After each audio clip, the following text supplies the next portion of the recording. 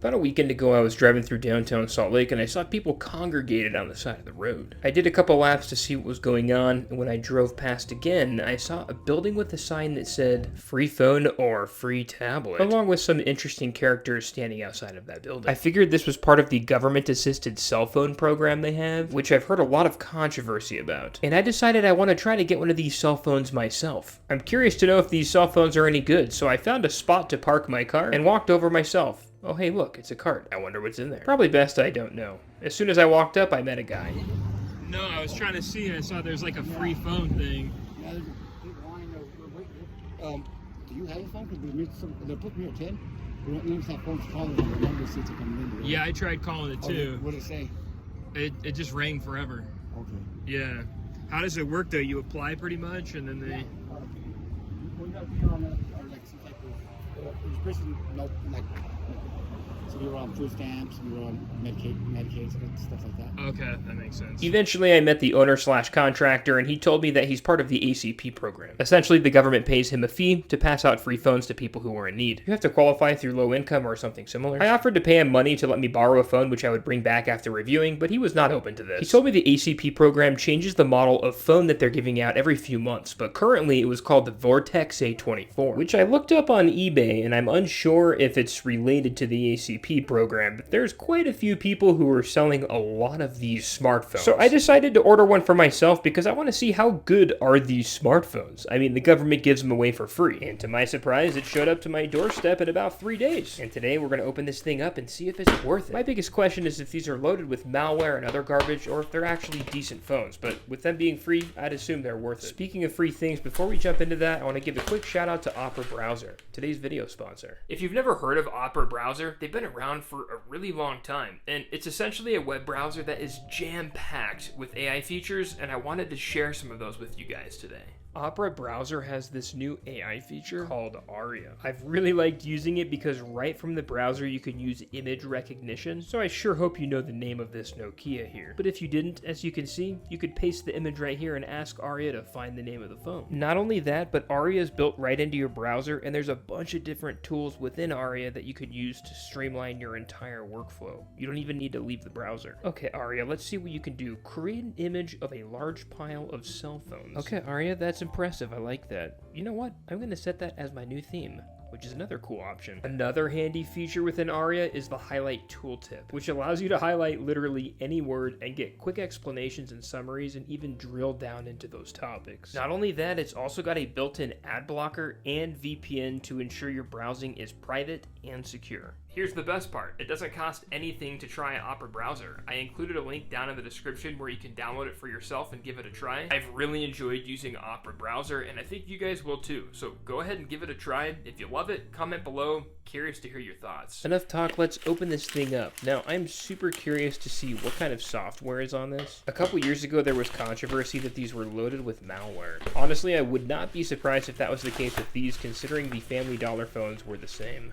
I was happy to see that the phone as described in the eBay listing was here, the Vortex A24.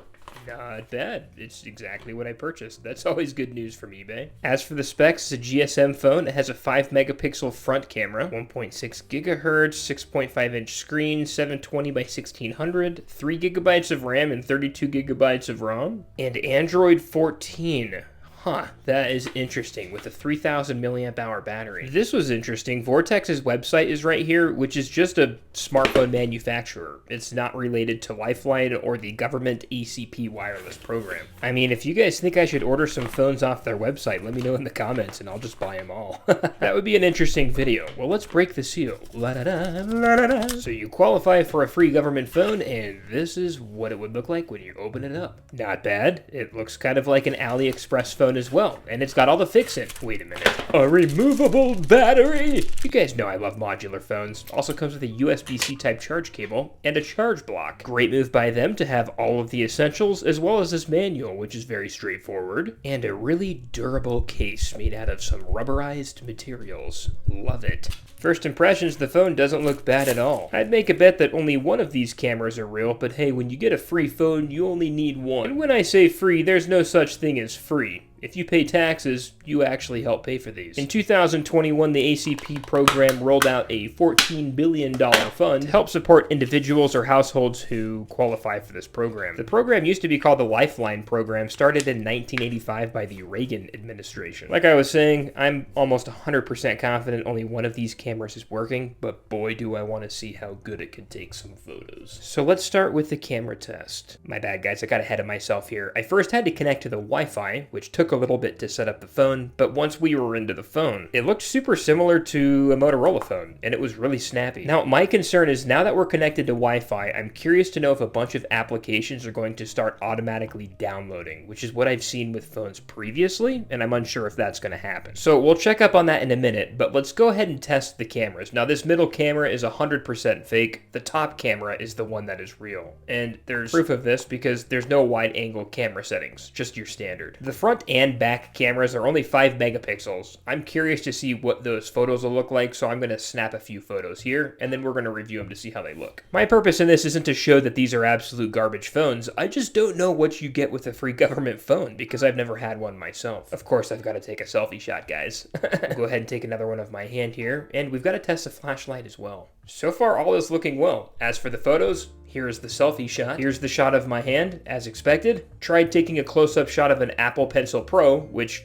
as you can see, it cannot do close-up photos, and another photo of my hand. Now, what about the cellular service? What kind of carriers can be used on these phones? Here I'm putting my T-Mobile SIM card into here to see if I could get a cellular connection, and as you can see, I immediately got a SIM pin locked to a specific carrier. This is not my SIM pin. I do not have a SIM pin on my SIM. With the ACP government program, they have these approved carriers, and they'll basically cover all of your cell phone bill or a portion of your bill. If you have to cover your own bill, from what I understand, it's only $5 to $10 a month. As you can see here, it is not unlocked to T-Mobile. I figured I would go ahead and do a reboot to see if I could get past this lock, but yeah, in the end, I did not. What about the specs of the phone? Are they good or trash? Up to this point, in my opinion, if you could get this phone at no cost, and it's got calls, texts, maps, and email, it's definitely not trash, but let's go ahead and look at the specs and see what those are.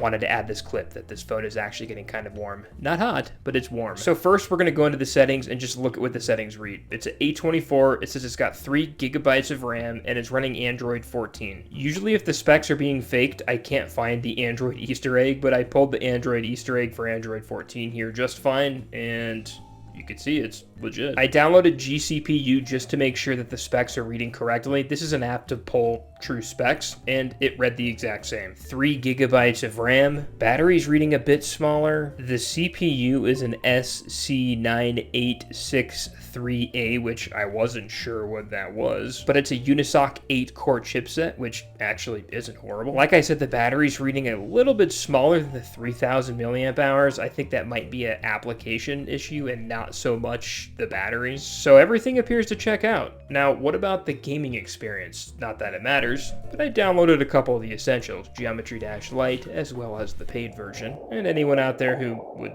care to know, it can play Geometry Dash rather well. Actually, it plays Geometry Dash really smoothly. I mean, the gaming experience on this, I feel like this is kind of irrelevant, but we had to add this bit. It's essential, guys. I thought to myself, you know what, we're playing Geometry Dash, let's go ahead and try to install Call of Duty Mobile. It was up until I was watching this penned and stick at 0% for almost a full minute, and I decided that I would rather not wait for Call of Duty to install on this. If you qualify for a free phone and install Call of Duty, go ahead and comment below and let me know how the gameplay is. Now, did the phone install a bunch of bloatware and random applications while it was connected to Wi-Fi? Well, I'm looking through now, and the answer is no. The phone came with a few pre-installed applications, but other than that, it's just a bunch of Google applications. So that checks out too, which is pretty awesome. So in the end, I'm pleasantly surprised. This is not a horrible phone, especially if you're someone in need of a device like this who cannot afford it and qualifies. I was expecting this to have a bunch of bloatware and to be really laggy and slow, but it actually meets all of the basic needs if you need a smartphone, which is what these were made for. I appreciate you guys watching, and if you enjoyed this video, please go ahead and subscribe as I release these videos every single week. Whether you support these programs or not, they exist. And again, whether you support them or not, you are paying for them with your tax dollars. You can go to this website right here to see if you qualify for this program. Again, whether you use them or not, they are are there, and you may as well take full advantage of them. So I hope this video was entertaining. I hope this helps someone, and thank you guys so much for watching. Opera, thank you for being today's sponsor, and we will catch you guys in the next video.